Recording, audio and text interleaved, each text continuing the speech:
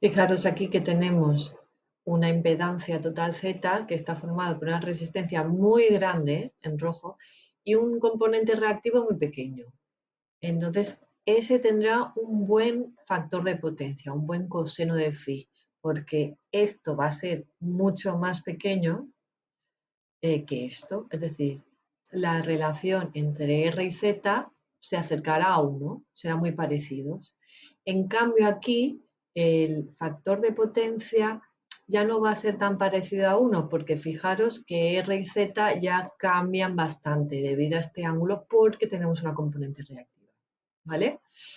Entonces, vamos a ver cómo se calcula la tensión en las bobinas, condensadores, etcétera. Pues cuando estamos en serie se calcula exactamente igual que, que como hacíamos en continua, pero fijándote qué es lo que tienes que calcular. Por ejemplo, si yo quiero calcular la tensión en la resistencia, yo tengo que calcular la intensidad que viene por el circuito y multiplicar solo por R.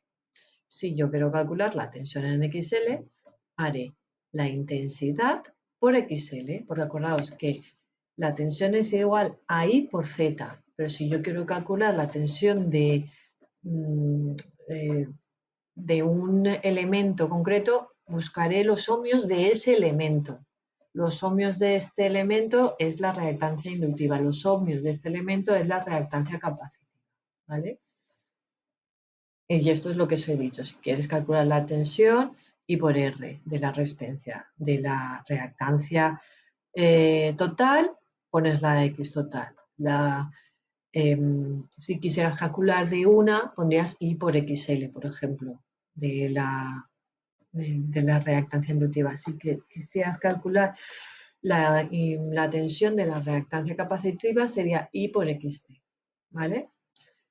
Luego, acordaos del cálculo de la impedancia, que es la R al cuadrado más X al cuadrado.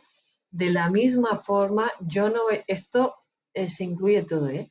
Yo no voy a poder que la tensión aquí, la tensión total, es igual a esta más esta más esta. No se puede sumar linealmente, se tiene que sumar vectorialmente, ¿vale? Y por eso se hace de esta forma, como si fuera un triángulo. Eso es lo que os había dicho, que eso es el factor de potencia. Si yo quiero calcular el ángulo, pues despejo lo que me molesta, que es el coseno, y lo paso al otro lado como coseno menos 1, que están en las calculadoras, pero en mucha bibliografía saldrá arco coseno. Es lo mismo. Aquí tenéis un ejemplo resuelto. Y yo tengo una tensión de 125 voltios y una frecuencia de 50 Hz y tengo dos componentes, uno resistivo y uno inductivo. Eso se llama un circuito ERL. ¿Qué hacemos primero? Fijaros que esto no está en ohmios. Primero lo tengo que pasar en ohmios. ¿Por qué no me lo da en ohmios? Porque los ohmios dependen de la frecuencia.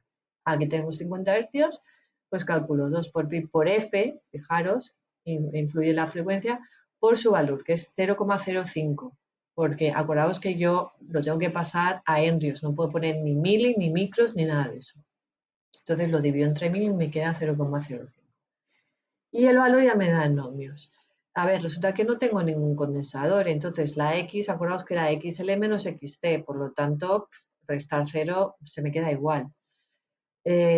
Obtengo la impedancia total según la hipotenusa que vimos y la intensidad simplemente es utilizar la ley de Ohm, tensión partido por Z, para obtener la tensión I por R y ya está en la resistencia para obtener la tensión aquí en la bobina, la intensidad que pasa que la hemos calculado por este valor en ohmios. No me pongáis 50 milihenrios, tengo que poner el valor en ohmios que he obtenido de la reactancia.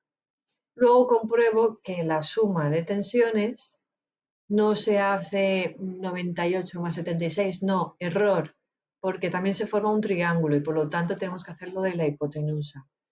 Luego, para obtener el coseno de phi, calculaos que eso es el factor de potencia, R partido por Z y despejando obtengo el ángulo, ¿vale? Y aquí os sale el triángulo. Eso es súper importante que lo hagáis. Intentad hacerlo vosotros.